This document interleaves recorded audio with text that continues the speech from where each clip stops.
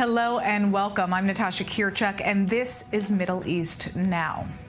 We're opening today's broadcast with news out of the north of Israel. Over 100 rockets have been fired into Israeli territory out of Lebanon throughout the course of today alone. And while there haven't been any injuries today so far, a 57-year-old man from the northern Israeli town of Nahariya has died today from wounds that he sustained during a rocket attack just last month. He was apparently hit in the head by shrapnel following a barrage of 25 rockets at his town. Well, joining us now from northern Israel is our correspondent Nicole Tzedek. Nicole, what is the latest in terms of the ongoing operations that we're seeing take place today? Natasha, I want to start with what we know about that drone incident early in the day. You mentioned upwards of 100 projectiles fired from Lebanon towards northern Israel throughout the day, but the most recent incident was actually about a 20-minute long incident where a drone made its way from northern Israel, from southern Lebanon towards northern Israel, causing sirens to sound in Nahariya, Acre, Haifa, and then southward as well. The IDF says over this course of 20 minutes, they did try and shoot down the drone before it ended up actually making impact near a highway in the Wadi Ara area, which is just south of Haifa. It sparked a massive fire in the area with fire crews going there, trying to extinguish the flames caused in the area, but no one hurt there. Now, meanwhile, in a separate drone incident, the IDF says they were able to shoot a drone down over the sea. A naval missile boat actually shot this drone down off the coast of Cairo right before it was actually able to even enter Israeli airspace. So these are the two most recent incidents we've seen, but we've seen sirens blaring throughout these northern areas throughout the day. No one injured, as you mentioned, in any of these different projectile launches. However, the IDF continuing to urge any of the residents to listen to instructions from the Home Front Command. And this also comes as Prime Minister Benjamin Netanyahu was in the area earlier in the day, speaking with local forces in the area and talking about all of the successes that they've had with their ground operation in southern Lebanon. And he said that no matter what, deal or no deal, when it comes to a ceasefire in Lebanon, they need to continue with some of these operations and physically push Hezbollah past the Litani River in order to actually enforce UN Resolution 1701. And so this is what the Prime Minister said to troops while in the area. He said, enforce, enforce, enforce. That's what it comes down to when we're hearing the reasoning behind these ongoing operations in southern Lebanon to push Hezbollah, remove all of the infrastructure from especially the southern border so that they can't be pushed back, and so that maybe there could be some signs of a ceasefire and implementation of some sort of a deal in the future. All right. Thanks for joining us, Nicole. We're going to be turning to our Middle East correspondent, Ariel Osron, who's joining us in the studio. Ariel, what is the latest in terms of ongoing negotiations for a ceasefire deal between Israel and Hezbollah? And what do we know, obviously, about the continued ongoing IDF operations in Lebanon at this point? Right. So to my understanding, there are no active summits going on right now, but there are ongoing discussions, deliberations consistently. And if we're trying to see what the Lebanese side is saying, so the two most important figures in Lebanon, we're talking about caretaker Prime Minister Najib Mikati and Lebanese Parliament Speaker Nabih Berri, were quoted by the Washington Post in an op-ed by David Ignatius, saying that Mikati says that the priority is full implementation of Resolution 1701, and also which obviously calls for the disarmament of Hezbollah in southern Lebanon. And Parliament Speaker Berri said that he wants to see a ceasefire yesterday, today, and tomorrow. So they continue to show their willingness for a ceasefire. Obviously, they understand that before Tuesday, there won't be any major breakthrough before the elections in the United States, obviously, but they're showing that what they want is a full implementation of 1701. Now, that doesn't mean too much because 1701 is the UN resolution from 2006 is currently in effect. That's what's allowing the operation of part of the operation of UNIFIL in southern Lebanon. But for Israel, that's not enough. The question isn't what agreement is based in southern Lebanon, but rather what how it will be enforced. What enforcement mechanisms will they be? That is under discussion. According to the report, Mikati voiced support for the American proposal brought forth by Amos Hochstein.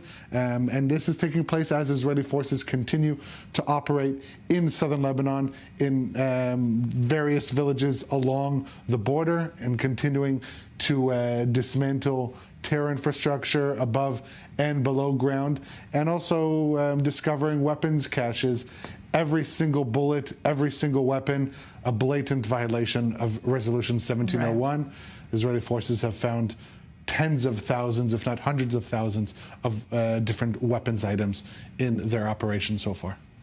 All right. Well, there's also a question that I have for you regarding Syria. We know the IDF says it has detained an Iranian operative in southern Syria in recent months. This didn't just happen, but they're now informing the public, you could say, of the news.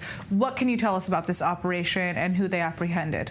Right. So the IDF confirming, following reports in Saudi media, that its special forces detained in recent months. My understanding is that this took place in the month of July.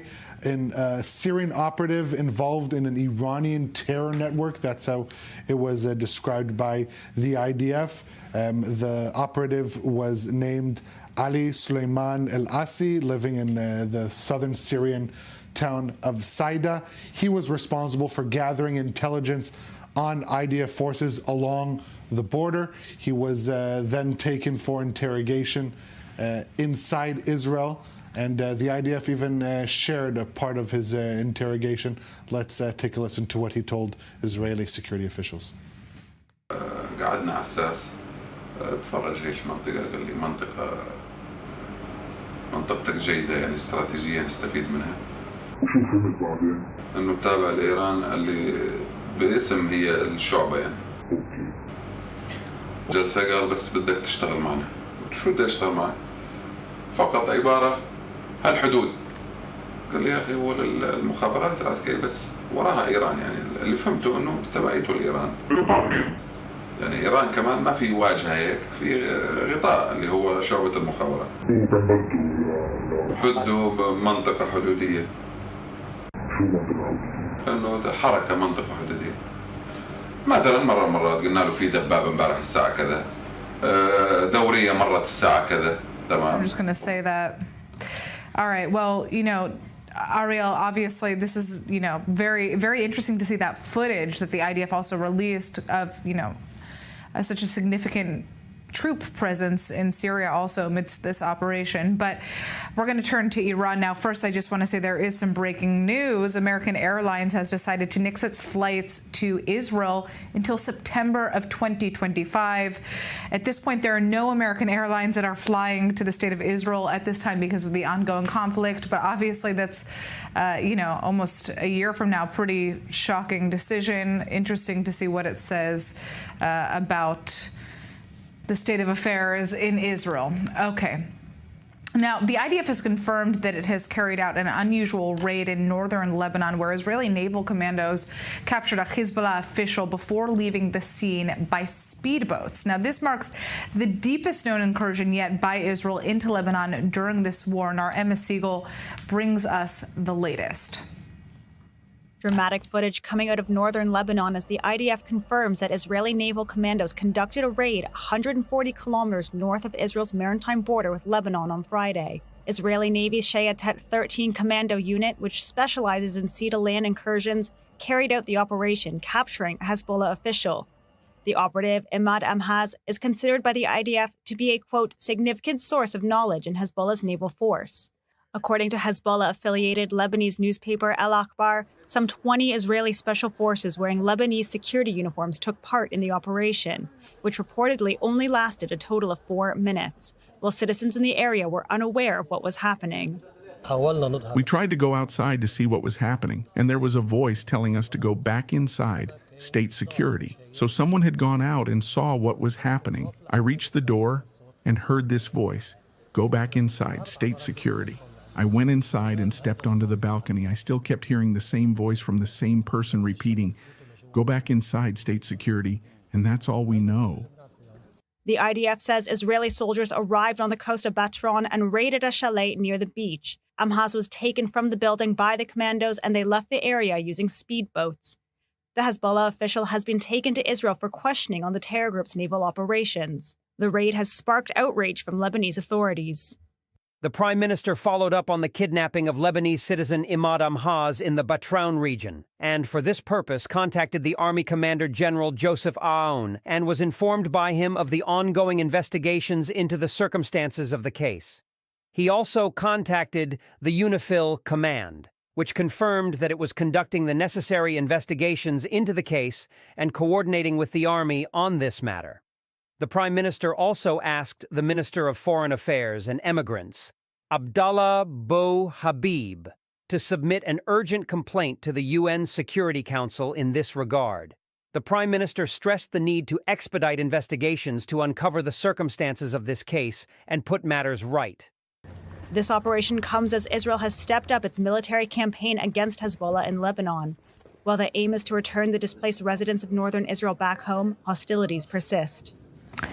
Well, turning back to our Middle East correspondent, Ariel Osran, I mean, what do we know about this Hezbollah commander who was ultimately apprehended? And is this the first time that we're seeing the IDF capture a Hezbollah operative within amongst the ongoing offensive? So it's not the first time the IDF has captured ground forces commanders, Radwan commanders on the border. They handed themselves into Israeli forces. This is, though, a unique operation that we have not seen since the start of the war, until this latest confirmation by the IDF that a similar operation took place in Syria a few months ago. So we see that this is a tactic employed by Israeli forces. What do we know about Imad Amhaz?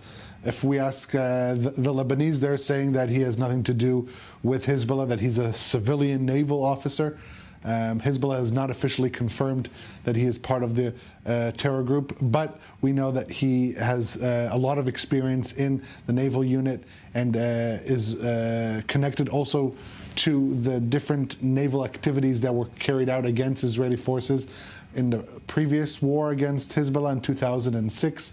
That's when the naval missiles were perhaps the most deadly and surprising for Israeli forces operating then. It is because Lebanon and both Israel and Lebanon are coastal countries, and coastal operations are a very valuable tool for Israelis and also the naval superiority that Israel has. So to try and take out their different anti-ship capabilities, this is a key operative who would know exactly what Hezbollah's naval capabilities are and would help Israeli forces to counter them and be better prepared. Obviously, when you talk about Hezbollah and their capabilities, given that they're the most significant Iranian proxy, it also helps you get a better understanding as to what Iran's capabilities are in this field, the naval field, regarding Imad Amhaz, other capabilities regarding the operative in Syria that was apprehended. So we're seeing really another facet of Israel's operation against Hezbollah, against Iran, also including apprehending high-ranking operatives, whether Hezbollah, whether pro-Iranian elements in Syria, as part of the ongoing war, multi-leveled war between Israel and Iran and its proxies. All right, well, we're going to be turning to Iran now. The Biden administration is warning the Islamic Republic against launching another attack on Israel, stressing that it won't be able to restrain the Israelis in how they respond. This is according to a U.S. official and a former Israeli official briefed on the matter. But Iran's rhetoric as to possible retaliation has become increasingly threatening in recent days. And joining us now is contributing writer at The Atlantic, Arash Azizi. I mean, what kind of response could we expect from Iran within the realm of its current capabilities at this point? Does it even have the ability to exact a serious attack on Israel at this point? It has an ability to mount some sort of an attack on Israel. The main thing that will deter it is not really just its lack of capabilities, but the reality of how severe Israeli response can be. As in, there are many in Israel and the Israeli establishment who might want to attack on Iran's economic center, on its, let's say, an attack on Iran's oil refineries that could be truly disastrous. Not to mention even some sort of a attack on the leadership of different military organizations in Iran. So I think the main thing that will hold Iran back is A, the kind of response it could get from Israel, and B, the kind of pressures that it could have from the United States that has increased its military pressure. There is a very intense debate in the Iranian establishment as to the timing and severity of the attack. And it appears that Khamenei, the supreme leader, who usually called, has the last word on such affairs, even he has become divided. He speaks in sort of from both sides of his mouth on the issue. And different Iranian officials, like even though they were now mostly, the last couple of days since Khamenei spoke, they're mostly speaking of a crushing response. We saw that President Masoud Pezeshkian, for example, a couple of hours earlier said that yes, Israel will get a crushing response, but if there is a ceasefire in Lebanon, the form of response will differ, and if Israel changes its behavior, the form of response will differ. And of course, there's also the messages that the United States and Israel sent to Iran indirectly through countries like Turkey. All of that will have a role in determining what kind of response Iranians are to give. Why has the rhetoric changed? I mean, the Islamic Republic was initially much softer in its threats against Israel following that Israeli retaliatory strike on its military infrastructure, and suddenly we've, seen a much more aggressive approach from Iran. It's just been a few days. I know that sort of the media narrative is that the response changed a lot. It's been just a few days, but I think what I think the important element here is that there are some in the Iranian establishment, some sort of strategic thinkers in Iran generally, regardless of what kind of general views they have on Israel or Iran's policy. They believe that if Iran shows too much weakness in vis-a-vis Israel, it might invite an Israeli attack. It's not a very hard logic to see because, for example, after the Israeli attack on Iran, even when Iran appeared to not want to respond, there were reports in the Israeli media that, for example, Israel was thinking about a response to Hezbollah's alleged sort of assassination attempt at Prime Minister Netanyahu's house in Caesarea in Israel. So, the idea was that, well, if Iran just shows the weakness and says that it's not going to attack, it will actually invite Israeli attacks. Maybe Israel will see this as a golden opportunity to say, well, if Iran is not going to do anything, we're going to attack some nuclear sites, for example. So I think that's the sort of internal conversation that means that sometimes it pushes those who speak in one way or the other, but they can also be pushed back again. So just because Iran is saying we're going to give a crushing response, it doesn't matter that it doesn't mean that it necessarily will do so. And changes every day with the kind of messages that, again, are going from Israel and from the United States to Iran. The Turkish Foreign Minister Hakan Fidan, for example, has spoken openly about being a go-between. Turkey, of course, speaks to both Israel and the United States, so it will be able to get very direct messages of the consequences that Iranians will have to face, from Israel. Right. Obviously, the decision that Israel made not to attack Iranian nuclear facilities back in its retaliatory strike was one that was condemned by many different, you could say, supporters of the Israeli state, but also really those who are very worried about Iran's future nuclear capabilities. In the case that we would see Iran strike back against Israel, do you think that Israel is going to change its tune and then strike nuclear facilities as a result of that? I think it's quite possible that Israel will attack Iran's nuclear capacities at some point. The taboo of direct Israeli strikes on Iran has been broken. It's not something that you can do. It's something that has been done. And it's also not a secret that Iran very openly is considering changing its nuclear doctrine, i.e. Attempting to build a nuclear weapon. Well, I think it's sort of many people know that Israel probably is not able to destroy the Iranian nuclear program the way it did under the Begin Doctrine to Iraq and Syria in previous years. That's because the Iranian nuclear program is much more advanced, it's much more dispersed, it's much more underground, but it can still bring serious damage to it and put it back for a couple of years. So I think it's not at all unlikely that it will take that decision at some point, or that if it's not going to take that decision, all of this can be sort of a part of a negotiation. Like we have to wait, of course, in 2 days, there are U.S. presidential elections. Some reports said that Iran is going to attack before the U.S. presidential elections. They will determine a lot of things. But I'll tell you this, no matter who sits in the White House, they're going to have to talk to Iran. They're going to talk to Iran. Even if the Republican president, Donald Trump, is back, there's going to be some talking to Iran, because stepping back from the brink of this all-out conflict is something that is in the sort of interest of everybody in the region and both parties in the United States. So I think we might see that at some point. But before we get to a place where indirect negotiations basically can take care of the matter, I think it's not at all unlikely for Israel to want to attack the nuclear sites in Iran. Again, it's noteworthy that the opposition leaders in Israel from both left and right of Netanyahu, Naftali Bennett and Yair Lapid, basically wanted him to hit Iran harder than he has. And it's also a chip on Netanyahu's shoulder. It goes back to many times in the past where he went very close to hitting. And even in those previous times, we know that, again, leaders who were to his left, someone like Ehud Barak, who is a very left-wing leader by Israeli standards. He at some point, I think, had advocated hitting Iran when he served as Minister of Defense in Bibi's coalition government. So there would be a lot of pressure on Netanyahu, and not just from usual suspects like his current far-right coalition partners, but even from opposition parties on all sides. What kind of rhetoric are we hearing from the Iranian public? Obviously, following Israel's retaliatory strikes, only targeting military infrastructure, there was perhaps, the question if we were going to see a public reckoning from the Iranian people to stand up against the Islamic regime, saying, okay, Israel clearly isn't targeting us, they're targeting you. But we haven't really seen kind of a mass wave in responses to this. What do you think is going to happen from here?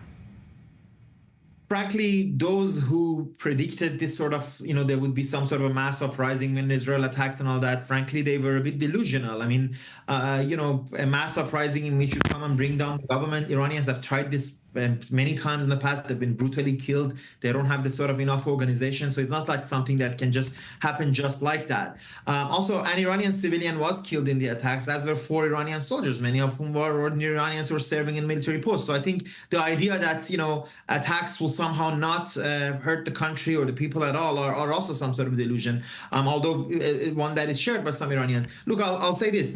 Iranians don't want war. They don't want war with Israel. We have no reason as a country to have war with Israel. We don't have a border with Israel. We're not party to the Arab-Israeli conflict. We as a country, there's not the sort of a pervasive anti-Israel sentiment. If you look at the last year, there's been popular anti-Israeli protests in around the world, in New York where I live, obviously all over the region, but you don't have that in Iran. Regime staged demonstrations of a few hundred people, yes, but you don't really have there's not a mass anti-Israel sentiment in Iran. So Iranians don't want war with Israel, and also many even in the Iranian establishment know that a war with Israel is foolishness for Iran. Is bringing Iran into a war with a powerful state like Israel and the United States, and they want to avoid that. And I think there should be the pressure of Iranians on their own regime to drop the anti-Israel crusade and give up its foolish plan to want to fight Israel, because it can be very dangerous for Iran. All right, Aziz, I'd like to thank you so much for joining us on Zoom from the United States. We are turning to a related story. Iranians were celebrating in the capital of Tehran today by burning American and Israeli flags while chanting "Death to America" and "Death to Israel." Crowds gathered as they celebrated 45 years since militants took over the American embassy in Tehran. And our senior correspondent Bianca Zanini has more. Thousands of Iranians protested in Tehran Sunday morning, chanting "Death to America and to Israel" while burning flags. The only message I can give America and Israel is that we're not like you to strike and then run away when you attack us. You should be waiting for a very severe revenge, and we'll stand by this till the end. The protesters marked the 45th anniversary of the U.S. Embassy takeover. On November 4th, 1979, Iranian students seized the U.S. Embassy in Tehran, detaining 66 American diplomats and staff and holding 52 of them hostage for more than a year. We are here today to show to America and all the other world powers that think they can stand against Iran, that we are standing by our country and they can't do a damn thing. Since 1980, the U.S. and Iran have had no formal diplomatic ties, and the relations remain tense. Despite U.S. efforts to curtail Iran's nuclear program and the expansion of Iranian militant proxy forces throughout the Middle East, the outbreak of war between Israel, the closest U.S. ally in the region, and Iranian proxies have significantly worsened the situation on the ground. Israelis and Americans cannot open a way for their political survival by massacring and killing Muslims. They act like collapsing regimes. Political systems act blindly when they collapse.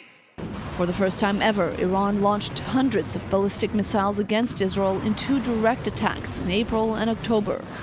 Israel has responded with strikes on Iranian military targets, the latest round less than 2 weeks ago. Now the Iranians are vowing yet another attack in response, and the U.S. is warning Iran not to further escalate. Today, the United States' message for Israel remains clear. We will always help secure its people and territory from Iran and its terrorist proxies and partners. Our message for Iran remains clear as well. Should it choose to undertake further aggressive acts against Israel or U.S. personnel in the region, there will be severe consequences. We will not hesitate to act in self-defense. Now, some would call this a show of bravery, but the video that you're about to see has been going viral on social media because of its troubling outcome. Iranian authorities have arrested a female student yesterday after she staged a protest against the Islamic regime by stripping down to her underwear outside her university. Now, this woman had allegedly been harassed inside Tehran's prestigious Islamic Azad University by members of the Besieged paramilitary force who ripped her headscarf and also her clothes. Her response was to then strip down and parade herself on the street just outside the institution. And just minutes later, she was violently dragged into a car by men in plain clothes who drove her off to an undisclosed location. Now, various reports allege that she was badly beaten during the arrest. It's now unclear where she's being held, but her name hasn't been released to the public. All right, we're out for a quick break. We'll be back shortly.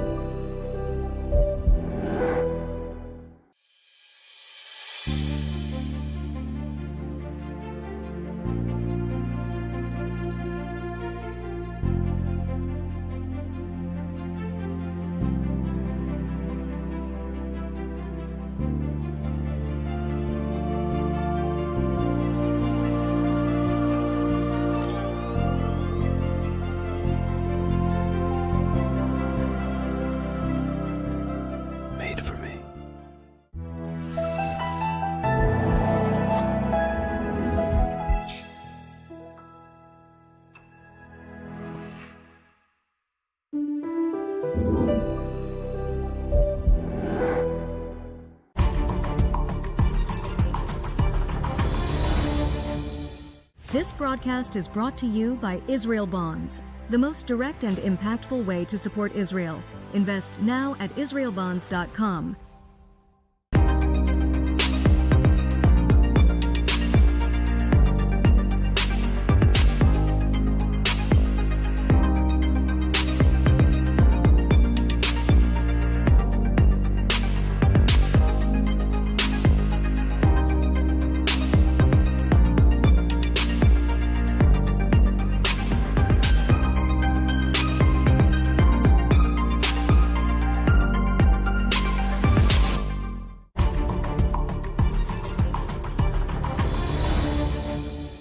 This broadcast is brought to you by Israel Bonds, the most direct and impactful way to support Israel.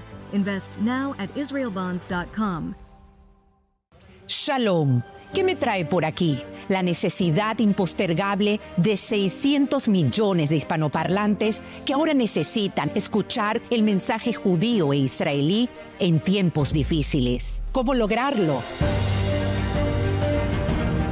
Cuento con ustedes para continuar llevando a lo más alto del mundo mediático una inquebrantable diplomacia pública al servicio de la verdad sin concesión alguna. Ouvindo nossas falas, inclusive eu estava conversando. Isso é muito verdade. A gente tem que ter autonomia. Nós temos autonomia de decidir o que queremos para o nosso território.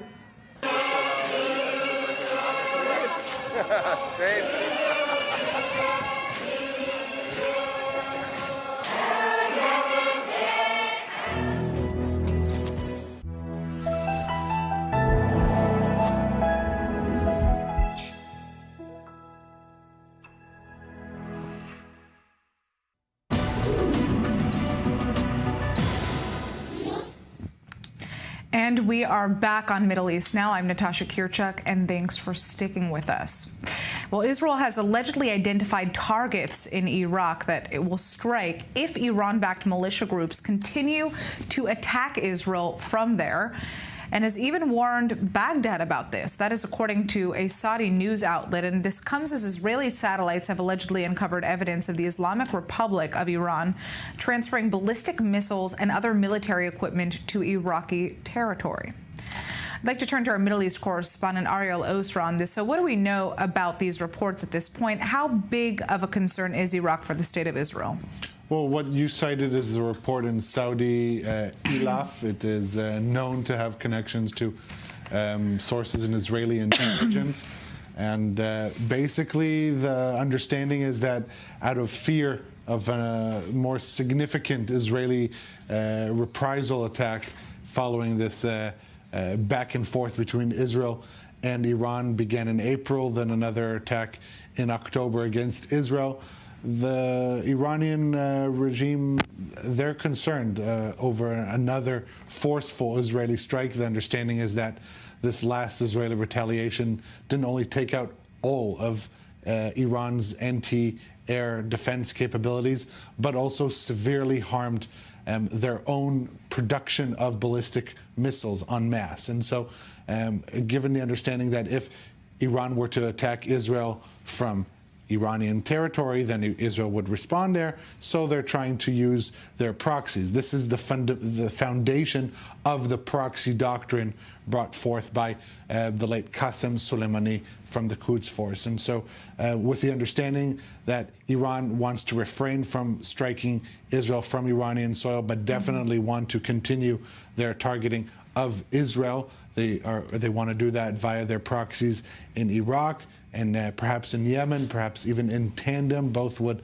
strike Israel at the same time. It wouldn't be the first time they would do that. But this does indicate significant concern among the Iranian regime that perhaps it isn't the most wise idea to attack Israel directly from their own territory, kind of getting a reminder why their proxy doctrine can benefit them.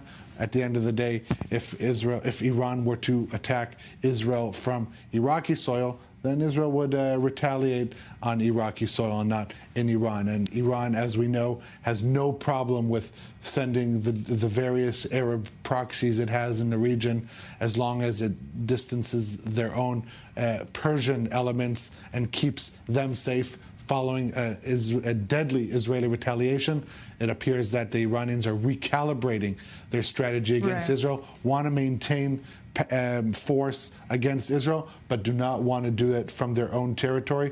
That does indicate some Israeli deterrence in play here. And so this wouldn't be surprising if Iran does end up carrying out their vowed attack against Israel via their proxies. If that does end up happening, it would be a clear indication that Israel is reforming its deterrence vis-a-vis Iran. All right. Well, joining us now on Zoom is retired Colonel Rich Outzen, a senior fellow at the Atlantic Council. I want to ask you how much of a threat you think Iraq poses to the state of Israel at this point. Well, it's good to be with you. Iraq is certainly not an existential threat as a state for Israel. It doesn't have conventional military forces or rocket forces or anything like that capable of posing a serious threat to Israel. But the problem with Iraq is that it doesn't control its own territory. So Iran is able to pursue the same sort of strategy they've pursued through Lebanon and to some extent through Gaza, through proxies there. And they have been doing that. And they seem with this latest shipment of missiles to Iraq reportedly to be doubling down on that. Now, it's a sign of weakness. And that, as your previous speaker said, this is a clear indication that Iran's not in a position to fire from its own territory without expecting that it will pay a disproportionate price in return. So in a sense, it's a sign of desperation. It's certainly something that Israel's air defense forces and those of allied countries need to take seriously. How can we expect the United States to get involved given its military presence within Iraq? Well, this is an interesting conundrum because on the one hand, the United States, Washington recognizes that Iran has outsized influence in Baghdad, especially in certain of the ministries. And yet we're still competing for influence there, trying to make sure that we push them towards an Iraqi national and patriotic policy rather than one that is simply being a satrapy of the Iranians. So without putting massive pressure on Iraq, I think the United States is subtly indicating using some of its tools. For instance, the message was sent from Washington in the last 24 hours to Iran. If you attack Israel, we will not be able to restrain Israel from what it does next. And I think that will be heard in Baghdad as well. If there's attacks from Iraqi territory, just because we have troops in certain parts of Iraq does not mean that you will be shielded as the people firing the rockets in Iraq against Israeli reprisal. Could the current trajectory of Israel-Iranian tensions make the United States reevaluate its negotiated pullout from Iraq? Well, it sort of depends on the politics in Baghdad. I think right now it's been exaggerated the degree to which the United States is pulling out. It's certainly reducing forces, but there's a bit of a wink and a nod involved here. I think both the Iraqi government, Sudani certainly, and the Kurdistan regional government do not want the United States to fundamentally withdraw. They do want to see a lowered footprint and a continued downward trajectory in the number of troops there. I don't think that will change depending on what goes on here. The wild card here is if the governing coalition in Baghdad, which includes this uneasy sort of grouping of people who are pushing for a more independent line and those that are beholden to Tehran, if that breaks down and we see sort of more civil infighting or unrest within Iraq over this clearly dangerous situation they've been put in by the Iranians and the current government. As of right now, I don't think it's going to change America's current trajectory, though. All right. I'd like to thank you so much for joining us in the studio from the United States. We're going to be turning now to ongoing negotiations regarding a ceasefire and hostage release deal in Gaza. Senior Palestinian officials from the rival groups Fatah and Hamas are meeting in Cairo today to discuss forming a committee to manage Gaza's post-war governance. Now, these talks come as part of Egypt's broader mediation efforts to broker a ceasefire and hostage release deal between Israel and Hamas in Gaza. And joining us now is former assistant to Egyptian Foreign Minister Hussein Camel Haridi. Now, it appears as though Egypt has more leverage in mediating negotiations now that Hamas leader Yahya Sinwar is out of the picture. Would you say that's really the case? I think our relation with Hamas did not depend or hasn't depended on a particular leader, and in this case, the late Yahya Sinwar.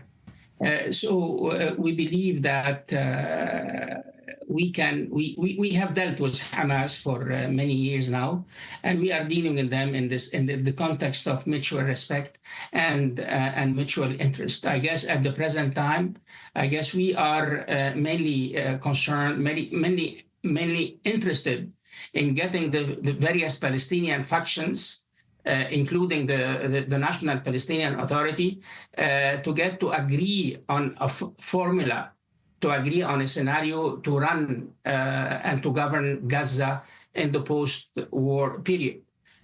We are sure that this war will come to an end someday. We hope sooner than later. And once this war comes to an end, we hope there will be a local Palestinian Authority that could govern in Gaza. Now, Palestinian factions came to China during the course of the last year to sign a series of memorandums alleging the future formation of a unity government. But we know now that that was all talk and that there's really been no follow-through since. We've obviously heard this from Palestinian analysts as well, who said even when that meeting was happening that nothing would come of it. So why is Egypt expecting anything different? Now, of course, we acknowledge the role of the Chinese and the Beijing declaration among the Fatah and Hamas, and we are playing our role. We are neighbors to the Palestinians. We have been dealing with them, whether Fatah, the OLP, or Hamas and Al Jihad, Islamic Jihad. We've been dealing with them for years now. So we are hopeful that we will be able to push the Palestinian factions to agree on implementing the previous agreement, particularly their agreement in Beijing, in China, that they would set up an authority, a Palestinian authority to run Gaza once the war comes to an end. We are working on that. We believe in Egypt. We believe that this is a very important step to take, so that the Palestinians themselves could take responsibility, the whole responsibility of running Gaza, and whether we are speaking about security, speaking about governance, or reconstruction. Now, is Egypt looking for a more active role in a post-war Gaza, and can we expect Israel to budge on the Philadelphia corridor sticking point? Obviously, that was a big issue that we saw really kind of driving a wedge between Egypt and Israel over the course of the last couple of months. We understand that the Israeli military think that they can guarantee the security of Philadelphia corridor without the presence of Israeli troops near the Egyptian border with the Gaza Strip. And we believe that the Americans were trying to bring Egypt and Israel to an understanding how to secure the Philadelphia corridor. And of course, we hope that with the next American administration and the change of mood in the Israeli government, we can reach an understanding on providing security. But speaking about security in the Philadelphia corridor, we hope that the future Palestinian Authority in Gaza would be entrusted, of course, in the context of an agreement with the Israelis in providing security from the north to the south of Gaza.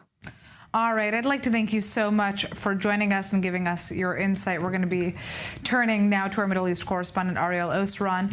I mean, obviously, I'm sure that you have a lot to say regarding this meeting between Fatah and Hamas and a post-war Gaza scenario. But first, I'd kind of just like to ask you about where negotiations stand at this point. Obviously, on the table last week, we heard about multiple proposals that could ensure the release of 11 to 14 hostages at one point, at another point 8 hostages, at another point 4. What is happening?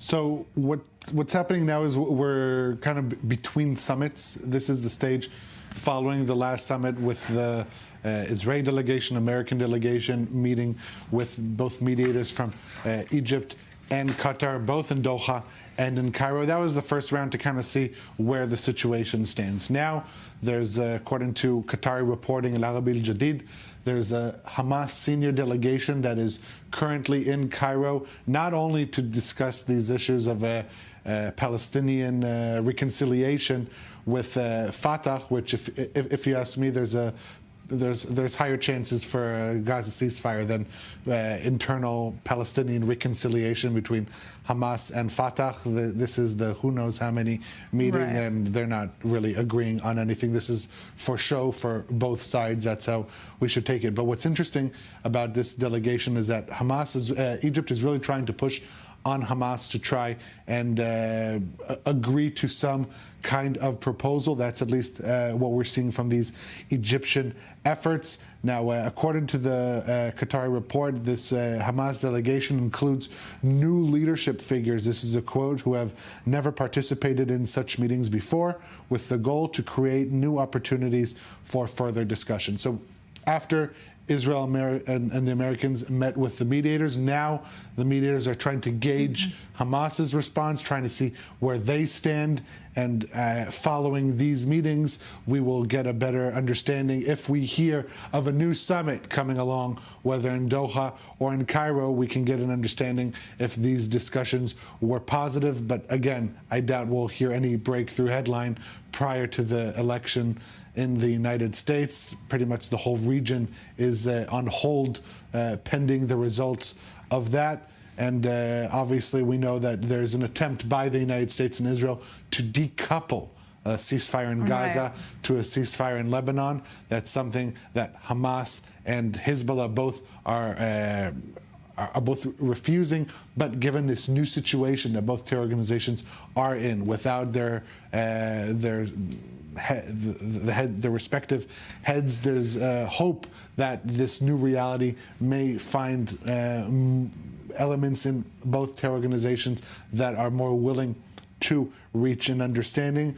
This is the attempt right now with Egypt and a Hamas delegation in Cairo. Earlier we discussed about the attempts regarding Lebanon.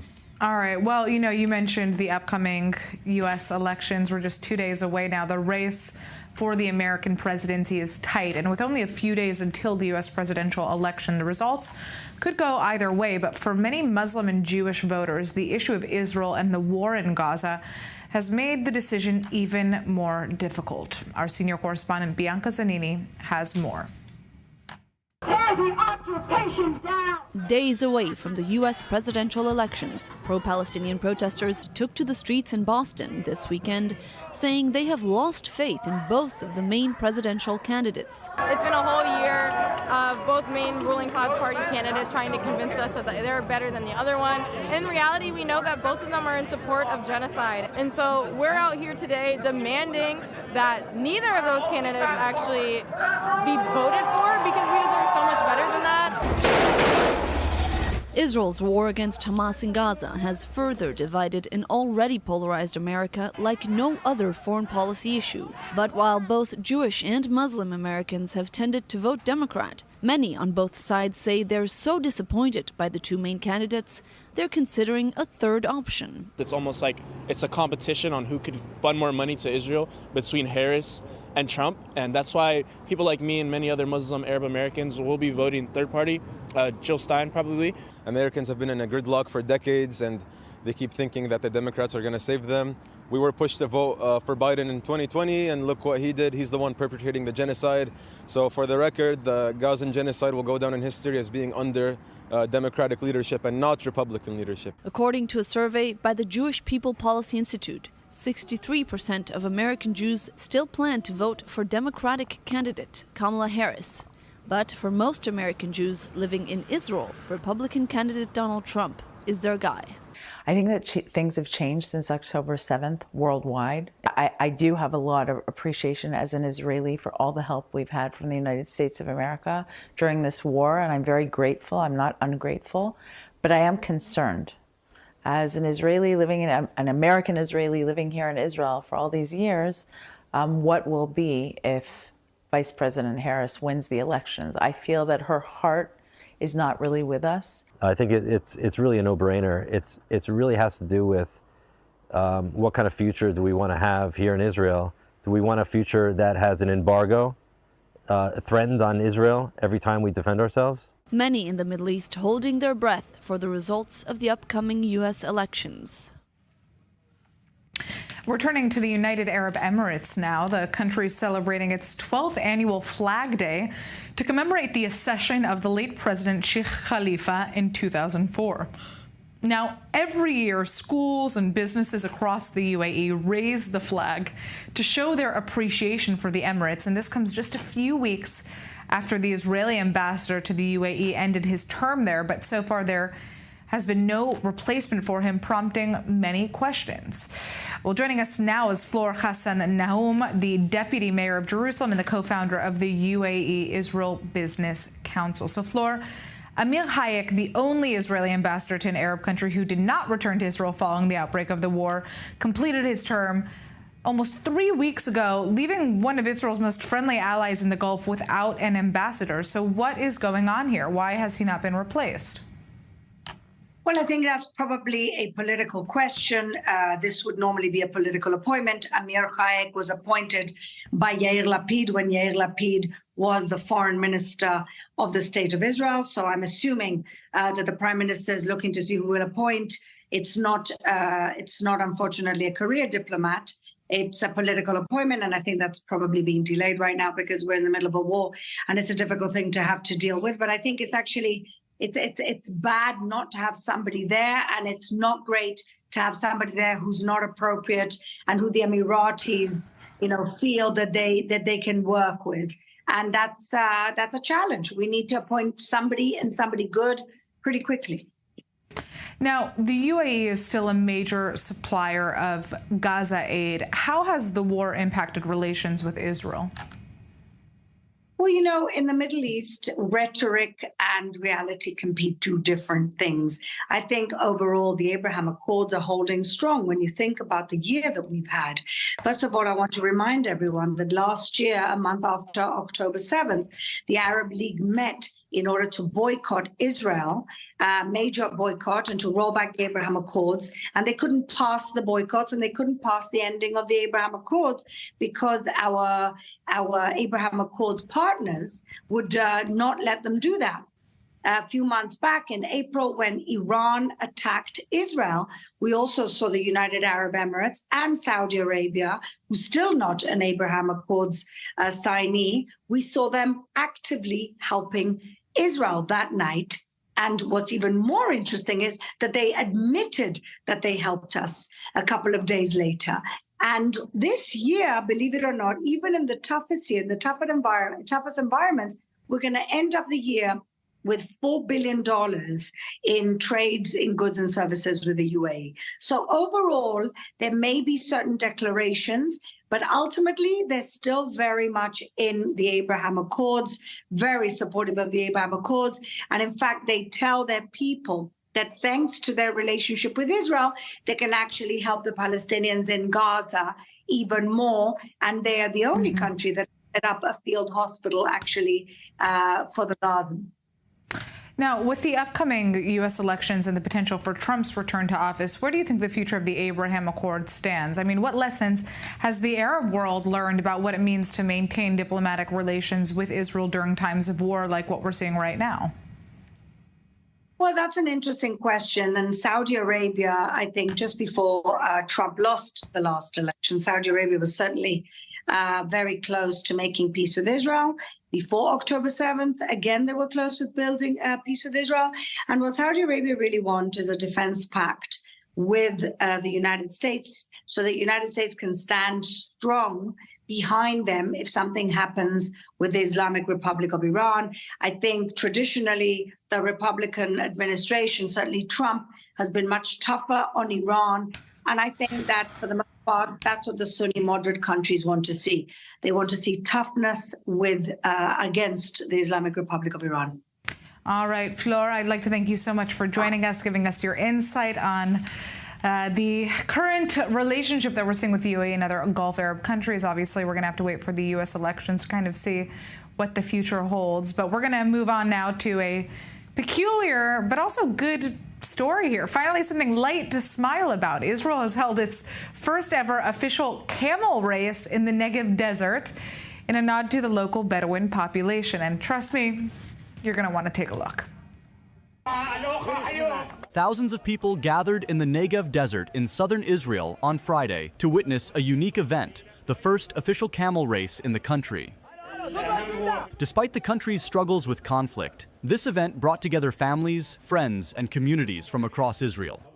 Thousands of people came here. People came with their families. People came with their relatives and with their friends from all over the Negev and actually from all over the Israel.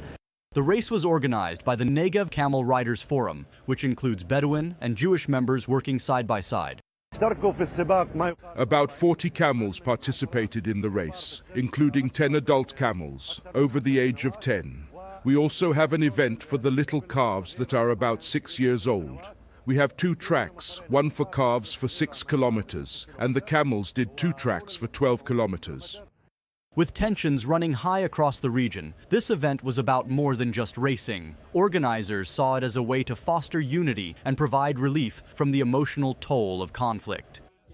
As we know, we are in a very tough neighborhood and we are fighting for our existence. But this event shows that even though during this wartime we've been able to do coexistence of the Israeli Bedouins here, that they are in a way a bridge to the Arab world, and exactly this kind of events are the way to show that we can do not only war but also productive things that will be good for everyone in the region. For the Bedouin community, the race was a celebration of their heritage, a way to bring people together in a time of division. The camel race comes from a Bedouin culture, and the fact that it takes place during the war may bring the positive part and help people get out of the emotional effects of a year of wars and killing. In a time overshadowed by conflict, this camel race is a reminder of the strength found in cultural traditions and the potential for connection across communities. All right, before we end the show, we have the breaking news right now that the name of the young woman who stripped down in Tehran in a protest against women's rights abuses across the Islamic Republic has been named. She's been identified as Ahu Daryai, a PhD student at Tehran's Islamic Azad University. And she staged a solo protest, like you can see, against the Islamic Republic's violent gender apartheid after she was attacked by police for incorrectly wearing her headscarf, and they ripped her clothing and also her headscarf. Well, we're going to have more information about her whereabouts tomorrow. Thanks for joining us on Middle East Now.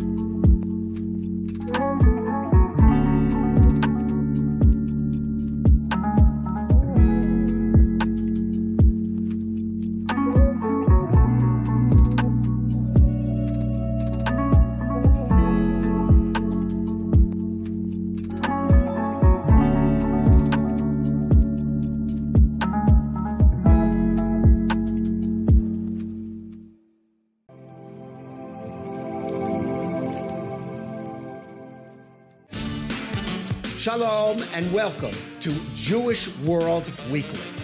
I'm Caleb Ben David, and each week we're going to bring you the latest from the Jewish world, from politics to religion, entertainment to the latest trends, and everything in between. Join me each week as we explore the global Jewish diaspora. Don't miss Jewish World Weekly only on I-24 News. Want to stay on top of the news no matter where you are? Introducing I-24 News' brand new news website. On our website, you'll find all the latest articles, interviews, and live broadcasts. Everything you need to know right at your fingertips, whenever you want it. So what are you waiting for? Download the I-24 News app today. É o dia das nossas falas. Inclusive, eu estava conversando. Isso é muito verdade. A gente tem que ter autonomia. Nós temos autonomia de decidir o que queremos para o nosso território.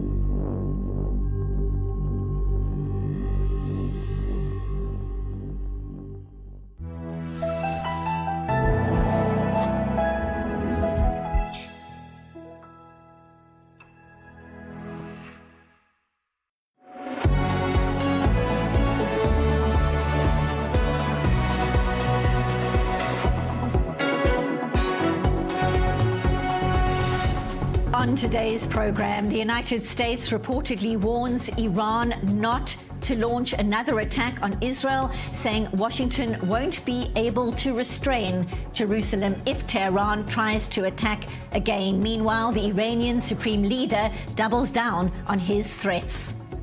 A heartbreaking plea highlighting the plight of the 101 hostages still in Hamas captivity in Gaza. Freed teenage hostage Agam Goldstein El-Mog posting this picture with her brothers taken when they were held in a tunnel in Gaza. She's asking, how much longer will you ask them to survive like this? And the clock ticks down to voting day in the U.S. with the race for the American presidency too close to call. We take a deeper look at how support for Israel during the war might impact Muslim and Jewish voters. And we take you live to D.C.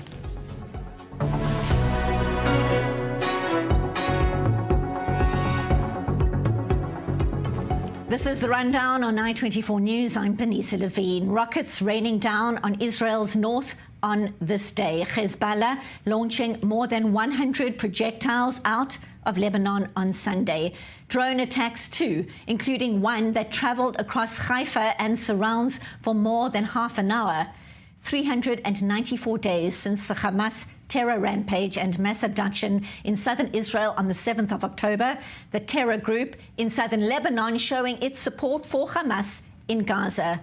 We'll bring you updates from the north later in the show, but first, the U.S. has reportedly warned Iran against launching another attack on Israel, adding that Washington will not be able to restrain Jerusalem if Tehran strikes again. The American warning coming as Iran continues its threats to target Israel, vowing what the supreme leader calls a crushing response. Middle East correspondent Ariel Oseran has the details in this report. As Israel reportedly identifies initial signs of Iranian preparations for a new attack on Israel, perhaps even before the U.S. elections, Tehran continues to threaten Israel in what has become a daily occurrence.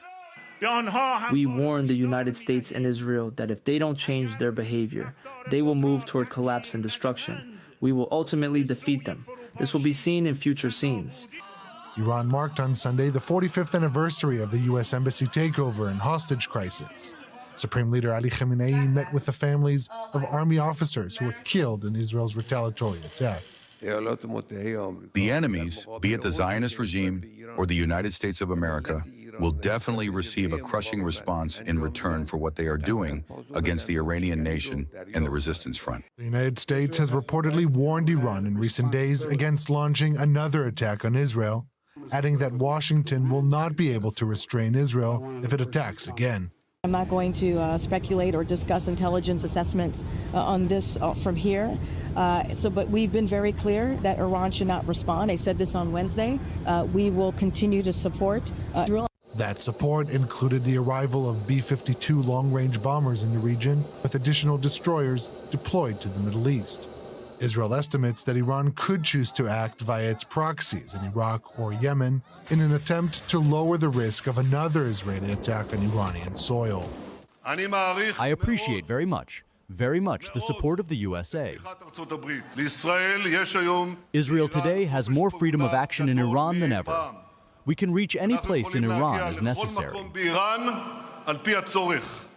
So for more reaction and insight, we now welcome Norman Rule, former senior U.S. intelligence official and senior advisor to United Against a Nuclear Iran. He joins us from Washington, D.C. Thank you so much for your time. So the U.S. reportedly warned Iran it won't be able to restrain Israel if Tehran attacks again. There is obviously much speculation around a possible attack out of the Islamic Republic, possibly before U.S. elections on Tuesday. Also, some suggesting Iranian proxies could target Israel out of Iraq, perhaps Yemen, perhaps both. Your thoughts, your assessment?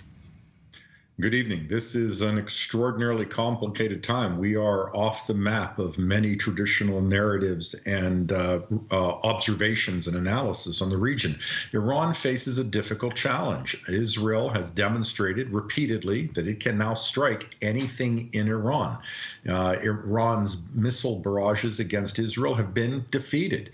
So Iran needs to come up with a way to demonstrate that it has some capability without being embarrassed, or worse, risking that Israel will strike key economic or energy or leadership positions.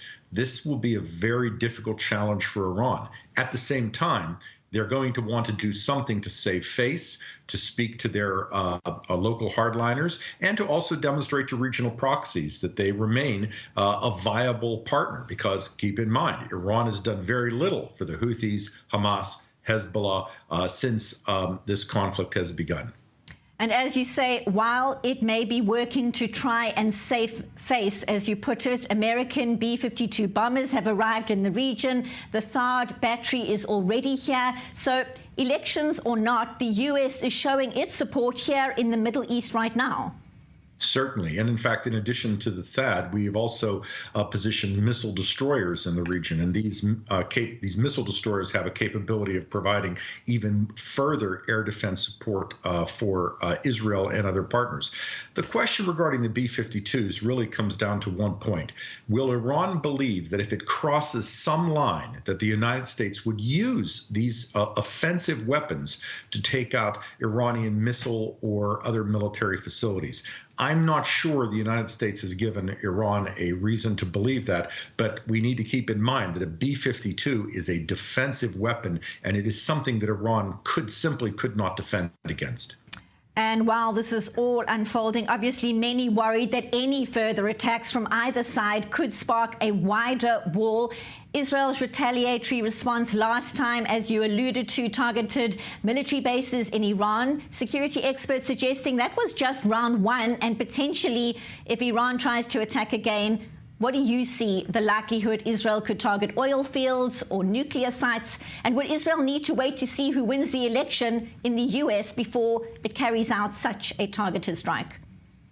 Well, no matter who wins the election in the United States, neither candidate has shown any interest in supporting what could be a long-term conflict in the Middle East or conflict that involves the United States. So at this point, Israel understands that America will certainly defend Israel with whatever we have, but America right now is not going to be fighting with Israel in the near term unless Iran gives us reason to do so. At the same time, regarding Israel's capabilities, I think it's a question of how Israel could, in essence, destabilize Iran by touching domestic energy or leadership or other facilities that demonstrate to the Iranian people that there is a cost for Iran striking Israel. And let me close with that comment. Iran has punctured some narratives foolishly, I think. It has shown that by attacking Israel, it did not gain the overwhelming response of proxies in the region. When the proxies were struck, it did not provide proxies with support. And last, it has demonstrated to the Iranian people that because of its actions against Israel, Iran has incurred the greatest airstrike since the end of the Iran-Iraq War. This is a series of significant strategic missteps by Iran. Fascinating times indeed. We always appreciate your insights. Live from Washington, thank you so much, Norman Rule, former senior U.S. intelligence official. Thank you. Now, for more insight here in studio, we welcome retired Colonel Dr. Jacques Neria, former Deputy Head of Assessment in the Israeli Military Intelligence and a former Foreign Policy Advisor to Prime Minister Yitzhak Rabin, and our Middle East correspondent, Ariel Oseran. Thank you both so much for being here. And Jacques, I'm going to come straight to you. Iranian threats, it's vowing for the U.S. and Israel, this crushing response. We heard the insights from Norman Rule there. Your take on the concerns right now about a potential uptick across the region. What does it look like? Well, it seems that we are trying artificially to set a date. And this is the elections in the United States. I think that we have to put that aside. It doesn't matter. I mean, this is a question of timing. And whenever the Iranians will feel that they are ready, they will strike, be it before the elections or after the election. And this is an element that we have to take into consideration. We, as Israelis, we have to be prepared for that. And if we feel or just come across information that gives us the idea that Iran is about to strike immediately in the immediate, maybe we should preempt. Maybe this is an option that Israel might consider preempting, and in order to just destroy all the arsenal of ballistic missiles that would be coming from Iran. Now, I would like to continue the idea that was said by the commentator in Washington. Iran, in fact, has failed in its strategy. I mean, the strategy that was brought up by Qasem Soleimani of strangling Israel, suffocating Israel with the belt of fire, beginning in Hezbollah. What happened? Hezbollah is being defeated right now. I mean, we are fighting Hezbollah, and Hezbollah is surprised by the scope of our response. Hamas has been destroyed. The whole idea of the crescent of around Israel has been just is vanishing. And what did Iran do when Israel attacked Lebanon? Nothing. When Israel attacked Hamas, nothing, except of wording and words of consolation. Nothing happened on the ground. So this is where we stand. This is why I don't believe that Iran is so eager to hit Israel right now, because it understands very well that all its air defenses have been open, that have been stricken by Israeli Air Force, and we can attain every point in the map in Iran. So they have to be very careful before launching any attack on against us. And I think that for them, it's more understanding how we recoup the strategy, how we rebuild the strategy after the Houthis are being taken care of by the U.S. and the British, and the Hamas and Hezbollah by Israel, and the militias in Syria are not moving at all because the Bashar Assad is not letting them do anything that could endanger his regime. So this is where we stand right now, and I think that we have to speculation on the fact that Iran would strike us is good, but it's not so likely at this point. And Ariel, I want to bring you in. Jacques is alluding to the possibility of a preemptive strike by Israel. What could that possibly entail at this juncture? Well, I think we need to avoid a very enticing guessing game that we might want to engage in. At the end of the day, we need to look at the situation where things stand right now. Iran's air defenses are virtually non-existent, as Israel has punctured a hole in the skies, in the defense of the skies of Iran. And I totally agree with Jacques that this ring of fire strategy brought forth by the late Qasem Soleimani has failed, and now they're turning to their proxies as a flotation ring as opposed to a ring of fire, like a buoy to stay afloat. They want to strike against Israel, but they're concerned that they're now susceptible, that their skies are undefended, so they don't want to bring the war to their own territory, and they want to export that. That's what's at the basis of this doctrine of proxies. And as far as if at the beginning of the war the doctrine of proxies was for Iranian offensive purposes, now it appears that it's for defensive purposes, because they want to strike Israel, but they do not want to do that from Iranian territory. They have no problem with sacrificing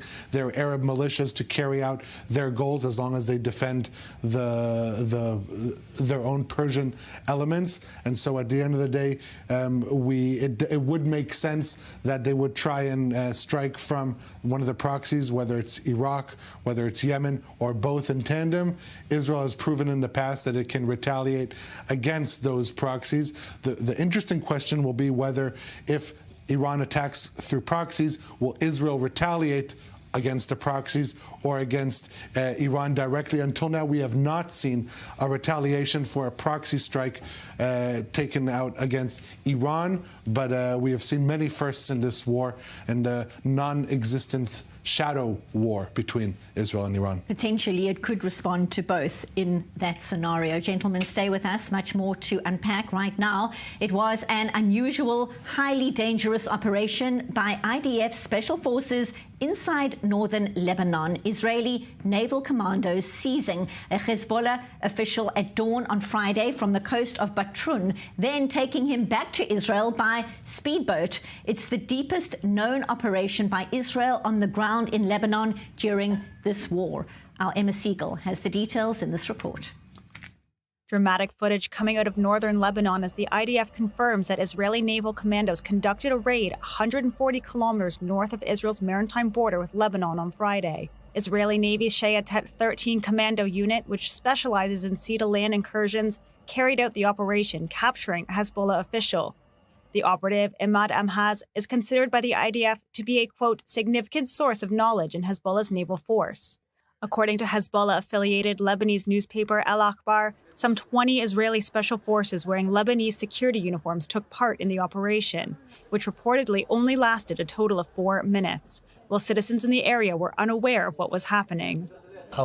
We tried to go outside to see what was happening, and there was a voice telling us to go back inside, state security. So someone had gone out and saw what was happening. I reached the door and heard this voice, go back inside, state security.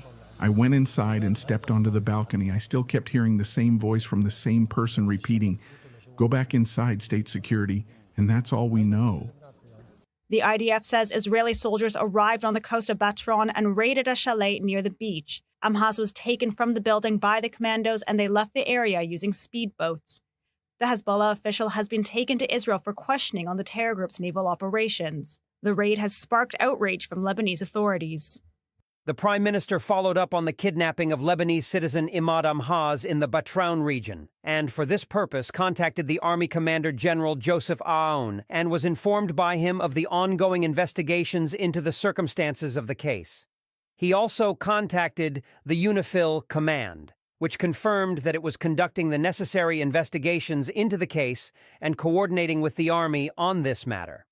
The Prime Minister also asked the Minister of Foreign Affairs and Emigrants, Abdallah Bou Habib, to submit an urgent complaint to the UN Security Council in this regard. The Prime Minister stressed the need to expedite investigations to uncover the circumstances of this case and put matters right. This operation comes as Israel has stepped up its military campaign against Hezbollah in Lebanon. While the aim is to return the displaced residents of northern Israel back home, hostilities persist. Now for the latest on the ground, we go live to correspondent Nicole Zedek. She joins us from northern Israel. And Nicole, over and above dramatic operations like the one we heard about in that report, the IDF says more than 100 rockets fired at Israel's north on Sunday. Drone attacks too. What is the latest? What can you tell us?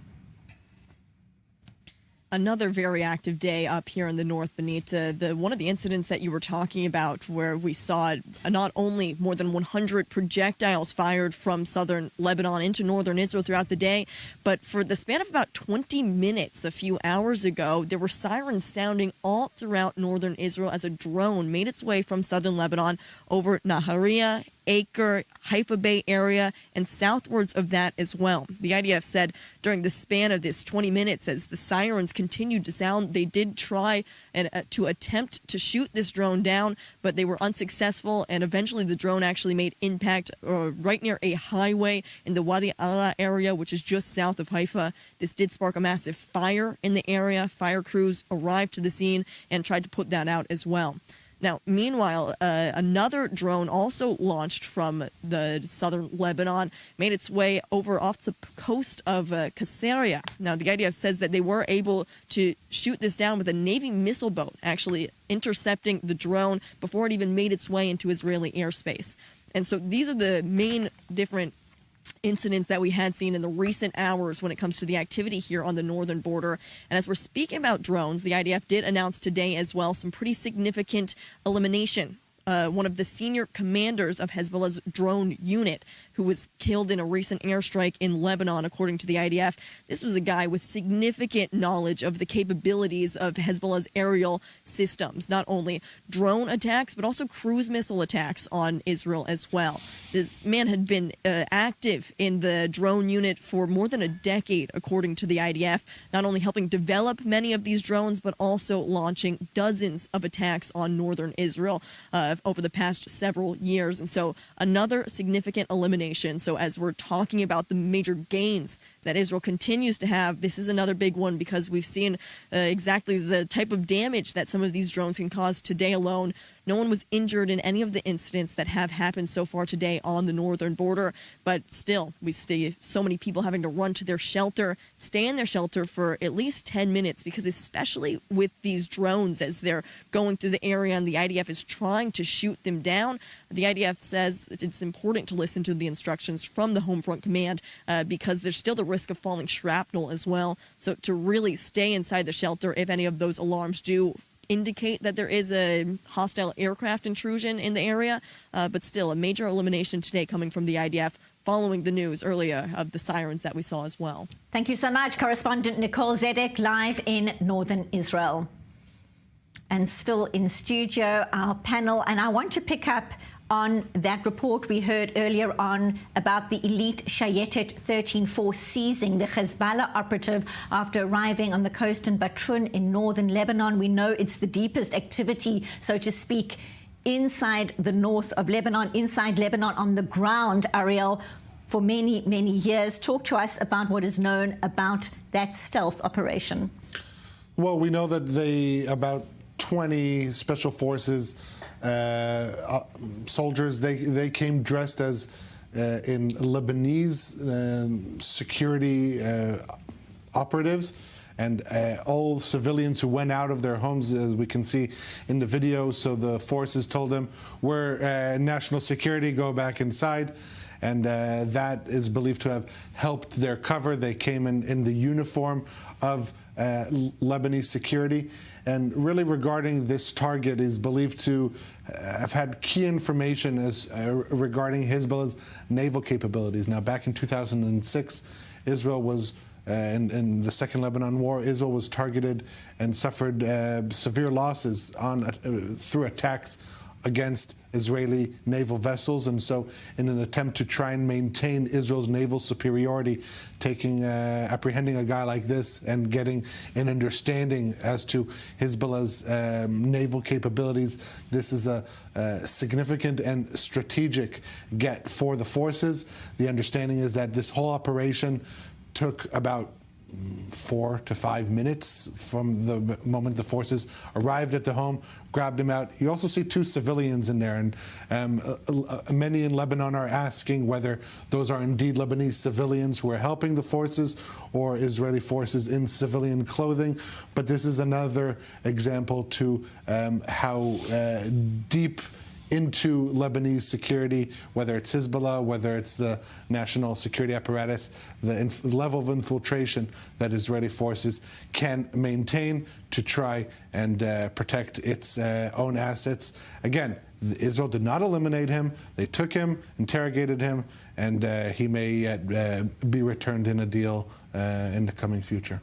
Playing out as we're looking at our screens like scenes out of a movie, intriguing indeed. But that's not all, as they say, Ariel, because just a short while ago, confirmation around another operation, but this time in Syria. Talk to us about those details. New developments indeed. Right, so about 40 minutes before the IDF confirmed, there were initial reports coming out of another IDF operation deep inside enemy territory, as you mentioned, this time in southern Syria. Following that, the IDF confirmed that a couple months ago, my understanding is during the month of July, special forces detained an operative involved with what the IDF described as an Iranian terror network operating from the area of Daraa in southern Syria. The operative in question, who was apprehended, his name is Ali Sleiman al-Asi. He was believed to have been working for Iran's Revolutionary Guards to kind of look at Israeli, to gather intelligence on Israeli forces operating on the border with Syria, perhaps in order to facilitate further future terror activity against Israel. He was transferred to Israel for interrogation. That's Al-Asi that we see right now. And the IDF even published a clip from his interrogation by Unit 504 in Israel. Let's take a listen to what, let's take a look at a part of that interrogation. قاعد قعدنا على اساس تفرج ليش منطقه، قال لي منطقتك جيده يعني استراتيجيه نستفيد منها. وشو فهمت بعدين؟ انه تابع لايران، قال لي باسم هي الشعبه يعني. اوكي. جلسه قال بس بدك تشتغل معنا. شو بدي اشتغل معك؟ فقط عباره هالحدود. قال لي يا اخي هو المخابرات العسكريه بس وراها ايران، يعني اللي فهمته انه تبعيته لايران. يعني ايران كمان ما في واجهه هيك، في غطاء اللي هو شعبة المخابرات. حدوا بمنطقة حدودية. شو منطقة حدودية؟ انه حركة منطقة حدودية. مثلا مرات قلنا له في دبابة امبارح الساعة كذا، دورية مرت الساعة كذا، تمام، ضمن هالكلام اللي صار. Retired Colonel Dr. Jacques Noria still in studio, given your intelligence experience. Talk to us about the significance of these elite security units and their ability to get this kind of information out of Syria and the operation, of course, in northern Lebanon, briefly. Well, you cannot widen the scope about their activities. They are, you know what, they are there. They do wonderful jobs, very dangerous jobs from time to time behind the lines of the enemy, and special forces, special units, special training. What is interesting here is the fact that in the Dara area, this guy is belittling his role. Iran has outposts, I mean, control and command and intelligence outposts along the border there that are observing Israeli activities. So they need somebody to go towards elements or objects that they have defined in their monitoring, and this is why this guy is important in order to understand what is the system that is trying to assist there. I mean, the Iranians that are all along the border and the Dara area, Druze area, by the way. 20 seconds. With Israel securing its border with Gaza and southern Lebanon, Iran is looking for alternative methods to carry out this infiltration attack against Israel with a wide scale, limited scale. The Syrian border is one of the last borders left, along with the Jordanian border. So we see further attempts by Iran to try and target Israel. And the next prey is Jordan. Fascinating footage indeed. Stay with us, gentlemen. More to discuss. A very quick break. When we get back, our coverage continues on The Rundown. Stay tuned.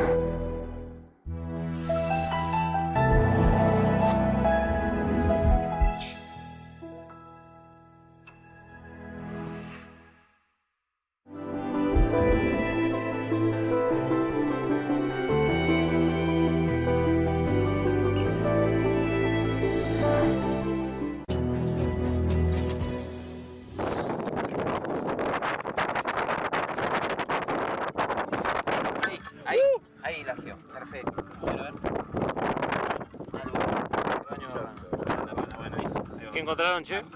Con el otro cabezario me pasaba, estaba todo en el mismo foco. Nunca nos pasó en 20 años.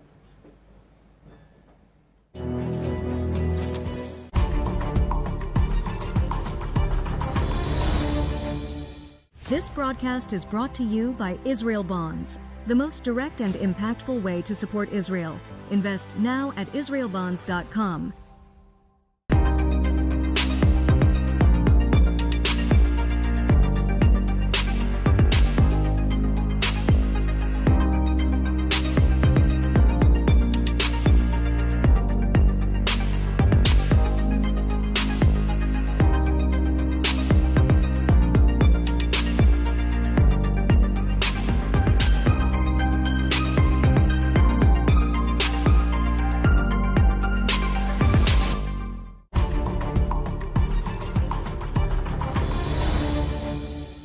This broadcast is brought to you by Israel Bonds, the most direct and impactful way to support Israel. Invest now at israelbonds.com. Want to stay on top of the news no matter where you are? Introducing I-24 News' brand new news website. On our website, you'll find all the latest articles, interviews, and live broadcasts. Everything you need to know right at your fingertips, whenever you want it. So what are you waiting for? Download the I-24 News app today.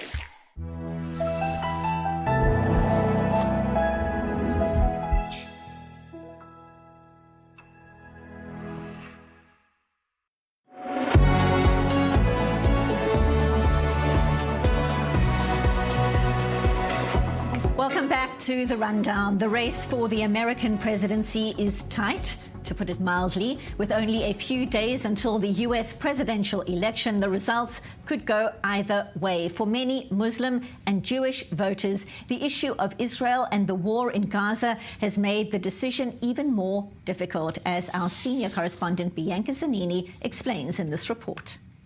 Tear the occupation down! Days away from the U.S. presidential elections, pro-Palestinian protesters took to the streets in Boston this weekend, saying they have lost faith in both of the main presidential candidates. It's been a whole year of both main ruling class party candidates trying to convince us that they're better than the other one. In reality, we know that both of them are in support of genocide. And so we're out here today demanding that neither of those candidates actually be voted for, because we deserve so much better than that.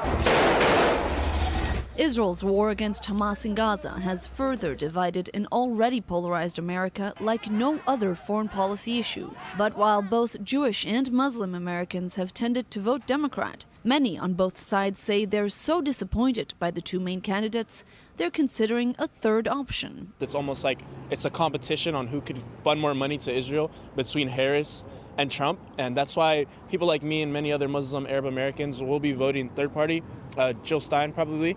Americans have been in a gridlock for decades, and they keep thinking that the Democrats are going to save them. We were pushed to vote for Biden in 2020, and look what he did. He's the one perpetrating the genocide. So for the record, the Gazan genocide will go down in history as being under Democratic leadership and not Republican leadership. According to a survey by the Jewish People Policy Institute, 63% of American Jews still plan to vote for Democratic candidate Kamala Harris. But for most American Jews living in Israel, Republican candidate Donald Trump is their guy. I think that things have changed since October 7th worldwide. I do have a lot of appreciation as an Israeli for all the help we've had from the United States of America during this war, and I'm very grateful. I'm not ungrateful, but I am concerned.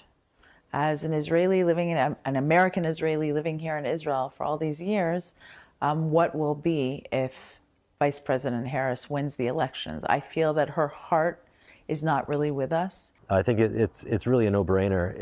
It really has to do with what kind of future do we want to have here in Israel? Do we want a future that has an embargo threatened on Israel every time we defend ourselves? Many in the Middle East holding their breath for the results of the upcoming U.S. elections. So for more reaction and insight, we now welcome Ron Campias, Washington Bureau Chief at the Jewish Telegraphic Agency, joining us from Arlington, Virginia. Thank you so much for your time, Ron. So obviously crunch time for Kamala Harris and Donald Trump, and still this race is too close to call. So talk us through the 11th hour campaign push, focusing on the crucial swing states and, of course, trying to woo or convince those undecided voters. Yeah, you can see it. Both the candidates who are in Pennsylvania today, that's the swing state where, well, I think it's the swing state that has the most electoral votes, but it's also the swing state where things are closest. But there's also been a focus on Michigan, where you've had a pro-Trump political action committee putting out ads targeted for Arab American areas, saying that Trump is pro-Israel, and vice versa, putting out ads both in Michigan and in Pennsylvania targeting Jewish areas, saying that Harris is pro-Israel, and then the opposite ad saying Harris is anti-Israel, pro-Palestinian.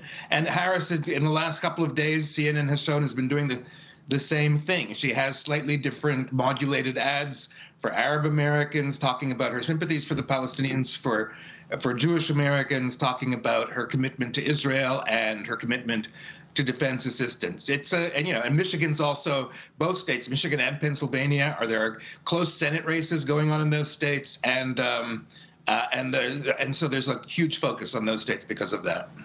We're seeing Kamala Harris appearing on Saturday Night Live. We're seeing images of Donald Trump in garbage trucks, obviously referencing that comment from President Joe Biden. But as you alluded to already, much concern here in Israel about what this election will mean for the U.S. Israel security relationship, specifically, often described by leaders as ironclad.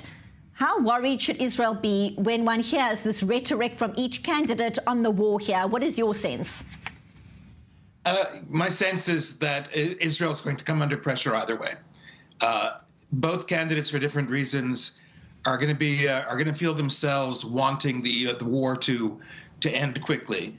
The difference is, first of all, that at least as long as Netanyahu is prime minister, as long as his government is in power, he has experience. It's in his comfort zone to play opposition to a Democratic president. It's what he's been doing for the last 6 months with Biden. He visits his Republican friends in Congress, or he talks to conservatives, and they're able to mount an opposition that forces, at least from his perspective, forces a Democratic administration to fall back a little bit.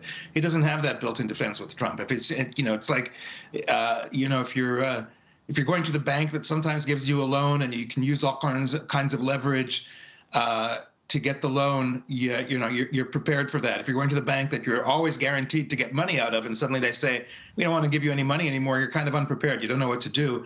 And I think that if in 6 months the war isn't ended, and of course the difference is that Trump and Kamala Harris have very different ideas of how the war should end. But if the war isn't ended in 6 months, Netanyahu is going to face pressure from a Trump administration to bring it to an ending, and that'll be a whole different ballgame than what we see.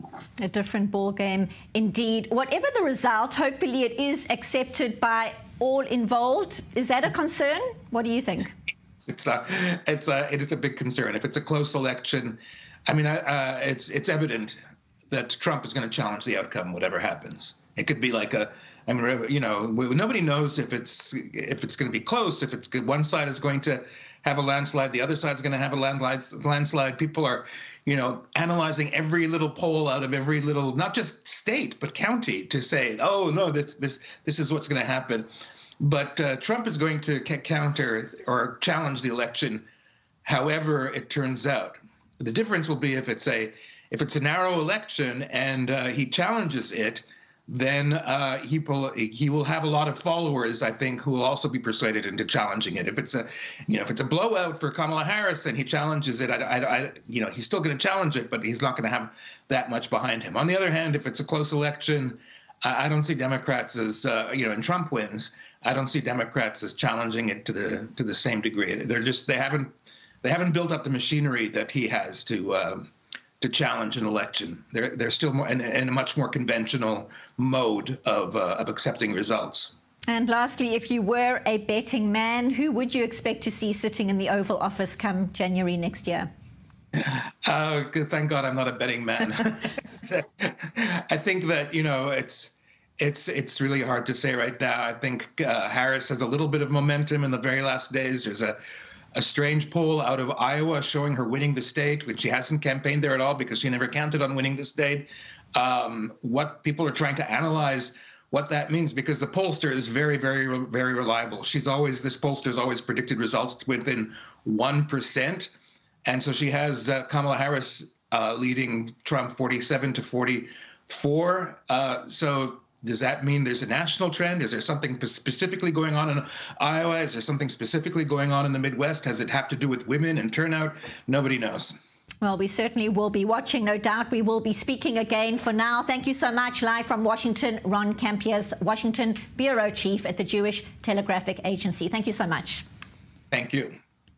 Now, Iranians have been celebrating in Tehran today by burning American and Israeli flags while chanting death to America and death to Israel. Crowds marking 45 years since militants took over the American embassy in the capital, taking dozens of Americans hostage, keeping them for 444 days in a massive international crisis. More than 4 decades later, there are still no diplomatic relations between the countries, and the relationship has only deteriorated. Senior correspondent Bianca Zanini has this update. Thousands of Iranians protested in Tehran Sunday morning, chanting death to America and to Israel while burning flags. The only message I can give America and Israel is that we're not like you to strike and then run away when you attack us. You should be waiting for a very severe revenge, and will stand by this till the end. The protesters marked the 45th anniversary of the U.S. Embassy takeover. On November 4th, 1979, Iranian students seized the U.S. Embassy in Tehran, detaining 66 American diplomats and staff and holding 52 of them hostage for more than a year. We are here today to show to America and all the other world powers that think they can stand against Iran that we are standing by our country and they can't do a damn thing. Since 1980, the U.S. and Iran have had no formal diplomatic ties, and the relations remain tense. Despite U.S. efforts to curtail Iran's nuclear program and the expansion of Iranian militant proxy forces throughout the Middle East, the outbreak of war between Israel, the closest U.S. ally in the region, and Iranian proxies have significantly worsened the situation on the ground. Israelis and Americans cannot open a way for their political survival by massacring and killing Muslims. They act like collapsing regimes. Political systems act blindly when they collapse. For the first time ever, Iran launched hundreds of ballistic missiles against Israel in 2 direct attacks in April and October. Israel has responded with strikes on Iranian military targets, the latest round less than 2 weeks ago. Now the Iranians are vowing yet another attack in response, and the U.S. is warning Iran not to further escalate. Today, the United States' message for Israel remains clear. We will always help secure its people and territory from Iran and its terrorist proxies and partners. Our message for Iran remains clear as well. Should it choose to undertake further aggressive acts against Israel or U.S. personnel in the region, there will be severe consequences. We will not hesitate to act in self-defense. A new development just in on the scandal over an apparent leak of classified documents from the Israeli Prime Minister's office. Benjamin Netanyahu had today asked Attorney General Gali Baharav Miara to join a petition to have a gag order lifted on the ongoing investigation. And that gag order has, in fact, just been lifted. Middle East correspondent Ariel Osaran, tell us more. Yeah, so according to this partial gag leak, what we can say is that 4 Israelis, including an advisor to Prime Minister Netanyahu, were arrested for leaking and taking sensitive documents and then publishing them. Now, according to the court filing, the investigation began when IDF and Shin Bet suspected that someone from the Prime Minister's office who had access to sensitive military information unlawfully took that information and handed it over to pro-Netanyahu media outlets abroad, and handing over raw material in a way that could have raised suspicion or even risk to different intelligence sources. Now, according to the filing of the court, due to this, there could have been damage to the ability of security agencies to achieve the goal of freeing the hostages as part of the goals of the war. Now, this is an emphasis that the judge has in this investigation, or in this court hearing.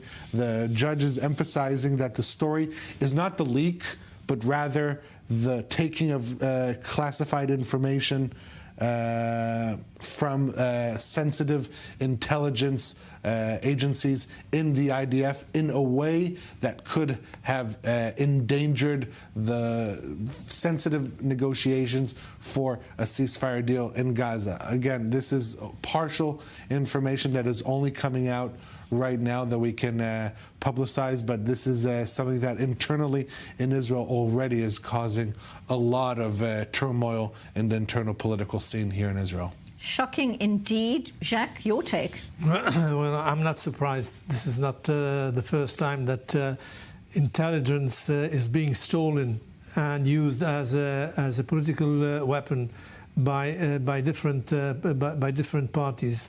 And I think that this is a shame. This is shameful. Because people are really in danger here, and sources are in danger.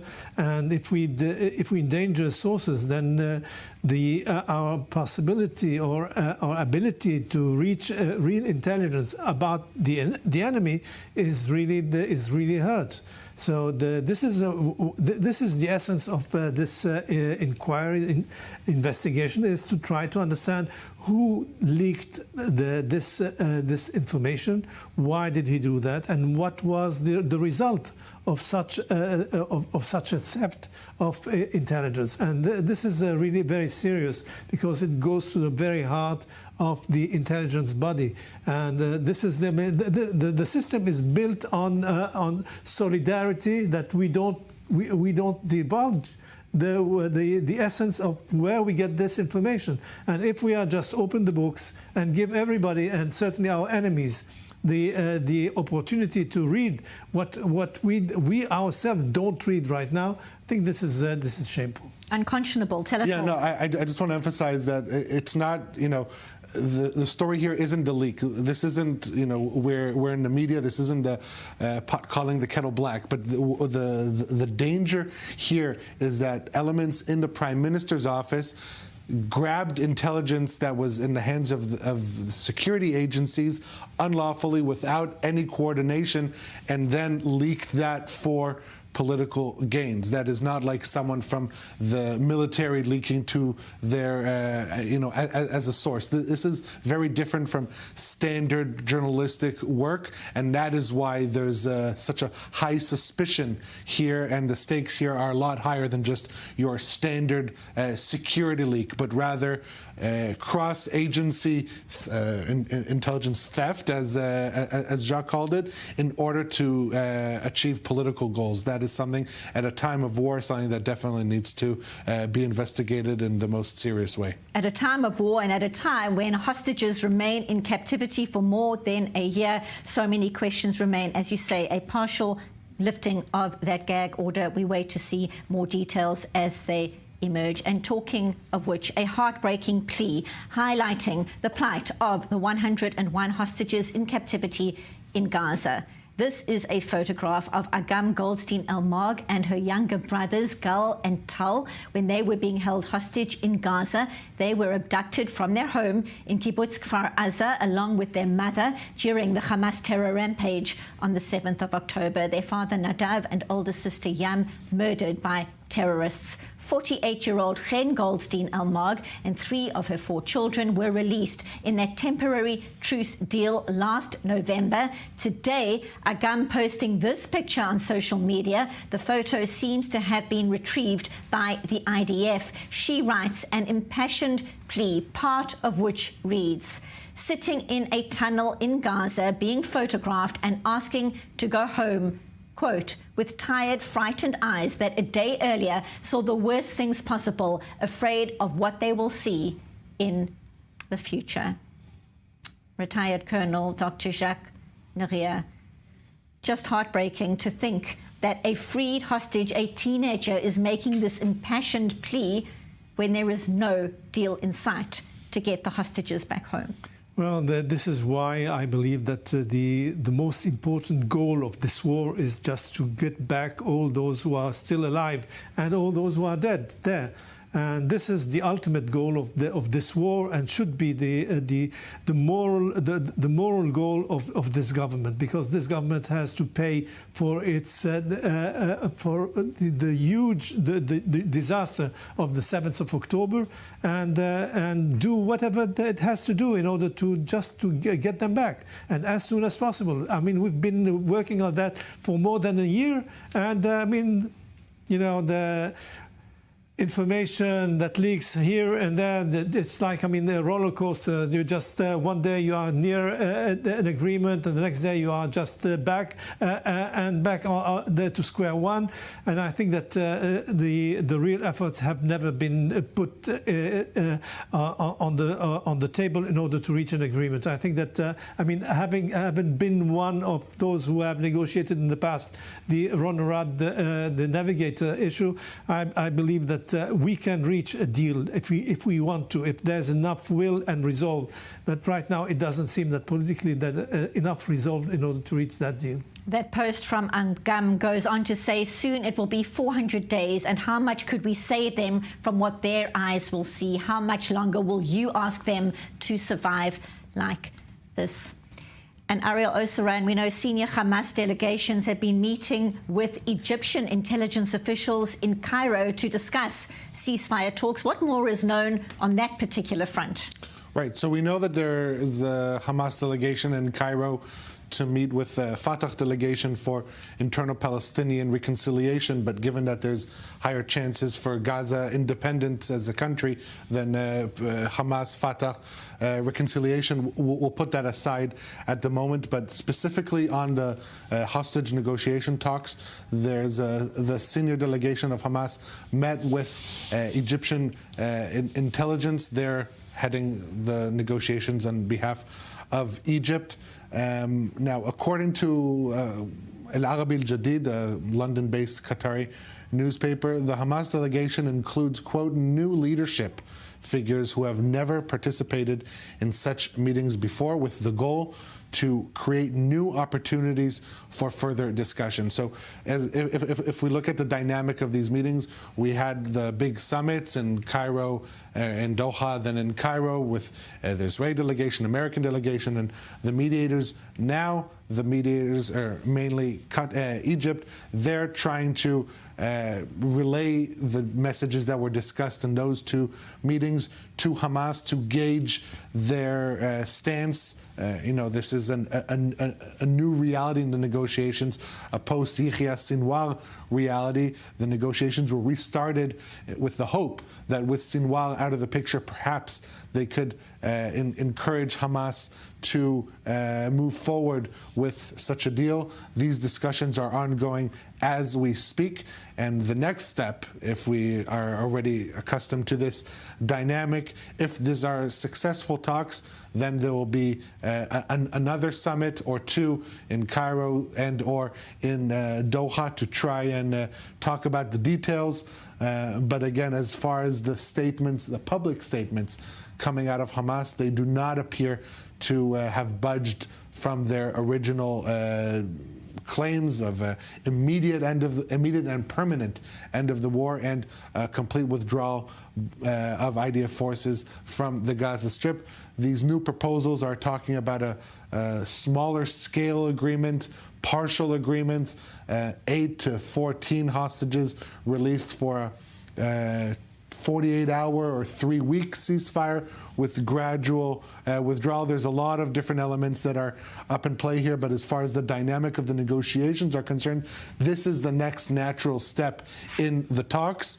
And these next couple of days, if we hear of a new delegation by Israel heading to either Cairo or Qatar, we can get an understanding if there was any positive horizon coming out of these discussions between Hamas and the Egyptian mediators. David Barnea, Mossad chief, telling hostage families chances for a deal with Hamas are low. That's according to Israeli media. You know, in my view, I mean, a little bit differ from what is said here. I think that the military objectives in Gaza have ended. We have destroyed the 24 battalions of Hamas. Hamas does not exist as military force. This is guerrilla forces. We have nothing to do there. We have, at this point, to declare that we are ready to end the war if we get back our hostages. This is the stance that we have to show, and I think that the whole world would just back us on that. Retired Colonel Dr. Jacques Neria, Middle East correspondent Ariel Osaran, as always, appreciate your insights. Thank you for being here on The Rundown. And to end, something completely different. Israel's first ever official camel race in the Negev desert. More in this report. Thousands of people gathered in the Negev desert in southern Israel on Friday to witness a unique event, the first official camel race in the country. Despite the country's struggles with conflict, this event brought together families, friends, and communities from across Israel. Thousands of people came here. People came with their families. People came with their relatives and with their friends from all over the Negev and actually from all over the Israel. The race was organized by the Negev Camel Riders Forum, which includes Bedouin and Jewish members working side by side. About 40 camels participated in the race, including 10 adult camels, over the age of 10. We also have an event for the little calves that are about 6 years old. We have 2 tracks, one for calves for 6 kilometers, and the camels did 2 tracks for 12 kilometers. With tensions running high across the region, this event was about more than just racing. Organizers saw it as a way to foster unity and provide relief from the emotional toll of conflict. As we know, we are in a very tough neighborhood and we are fighting for our existence. But this event shows that even though during this wartime we've been able to do coexistence of the Israeli Bedouins here, that they are in a way a bridge to the Arab world, and exactly this kind of events are the way to show that we can do not only war but also productive things that will be good for everyone in the region. For the Bedouin community, the race was a celebration of their heritage, a way to bring people together in a time of division. The camel race comes from a Bedouin culture, and the fact that it takes place during the war may bring the positive part and help people get out of the emotional effects of a year of wars and killing. And that's a wrap with the rundown for today. I'm Benita Levine, back again tomorrow, same time, same place. Thank you for watching.